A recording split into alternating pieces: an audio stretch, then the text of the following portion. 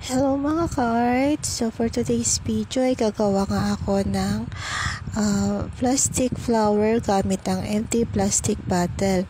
So una kong ginawa dito, tinanggal ko yung sa kanya pinakababa at saka yung sa pinakataas niya.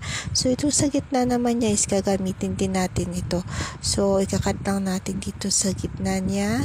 Pagkatapos magsha-shape tayo dito ng petals. So gagawa tayo ng petals. Ayan. So mag-shape tayo ng petals tapos ikakat natin. So gagawa lang tayo ng maraming ganito. Ayan. So ikakat lang natin na courting petals. Ayan. Dapat pare-parehas siya ng size. So gagawa tayo ng petals. Same size sila para pare-parehas. So ito yung ating gagawin. Ayan. So ito na siya. Ayan.